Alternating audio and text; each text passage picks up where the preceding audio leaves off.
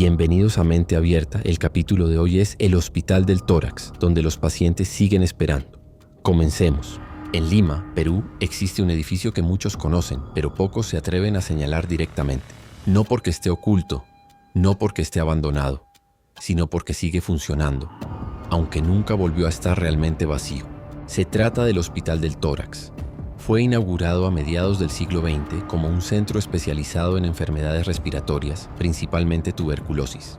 En su momento fue uno de los hospitales más importantes del país, pero también fue uno de los más saturados. Durante décadas, el hospital recibió pacientes en estado crítico, personas que pasaban meses internadas, algunas años. Muchos de ellos sabían que no saldrían con vida.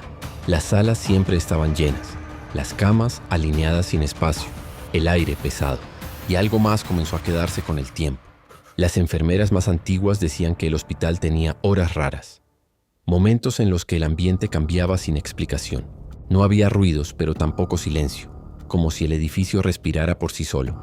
Al principio eran cosas pequeñas, una camilla que aparecía movida, un expediente colocado en un lugar distinto, luces apagadas que volvían a encenderse.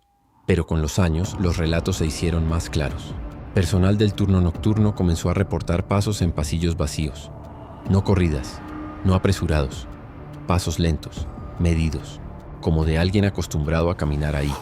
Al revisar, no había nadie. Un guardia afirmó ver a una mujer sentada en una banca del pasillo central. Vestía una bata antigua de las que ya no se usaban. Tenía la cabeza baja, como esperando ser llamada.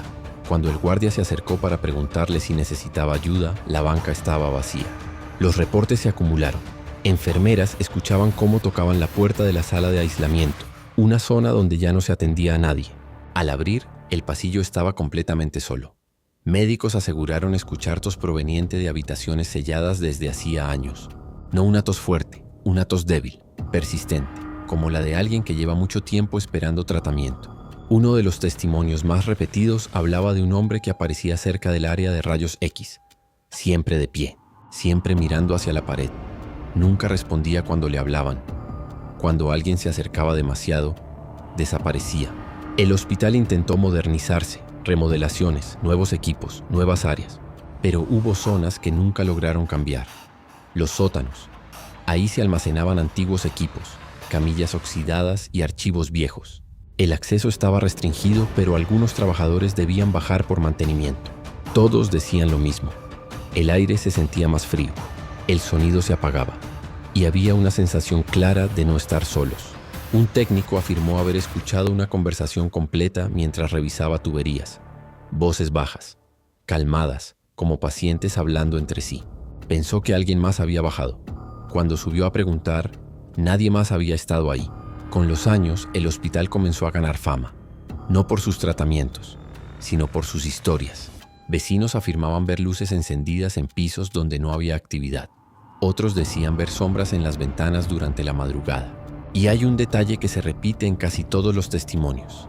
No hablan de miedo, hablan de tristeza, como si el lugar estuviera lleno de personas que nunca supieron que ya no tenían que esperar su turno, que siguen ahí, sentadas, de pie, caminando por pasillos que conocen mejor que nadie, esperando que alguien pronuncie su nombre.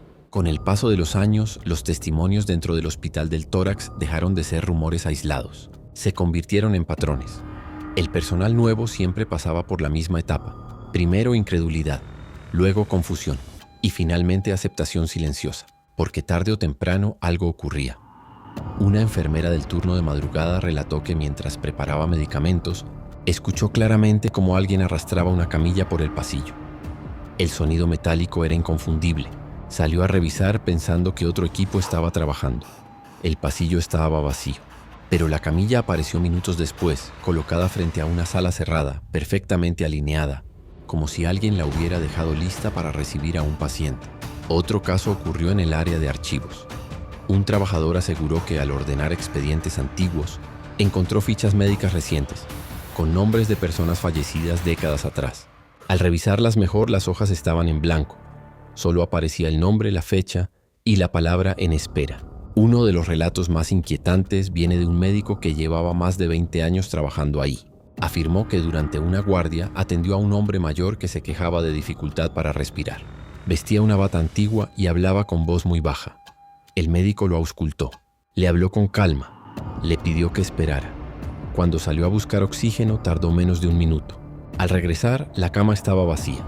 Al revisar el registro, descubrió que el hombre coincidía exactamente con un paciente fallecido en ese mismo cuarto 30 años antes.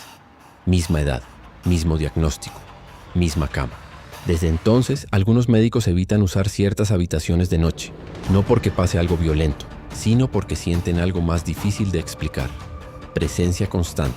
Hay guardias que aseguran escuchar el timbre de llamada de pacientes, aun cuando esos sistemas ya no funcionan. Otros dicen ver siluetas sentadas al final de los pasillos, que se desvanecen cuando la luz se acerca. Y siempre ocurre lo mismo. Las figuras no corren, no gritan, no atacan, solo esperan. Investigadores paranormales que han logrado ingresar coinciden en una teoría. El hospital no está embrujado en el sentido tradicional. Es un lugar donde demasiadas personas pasaron demasiado tiempo esperando un diagnóstico, una alta médica o una segunda oportunidad que nunca llegó. La energía no se fue con ellos. Se quedó atrapada en la rutina. Pasillos recorridos 1000 veces, bancas ocupadas durante horas, miradas fijas hacia puertas que nunca se abrieron. Y quizá por eso quienes trabajan ahí dicen sentir algo muy particular cuando termina su turno. No alivio, sino la sensación de que alguien más sigue ahí, tomando su lugar.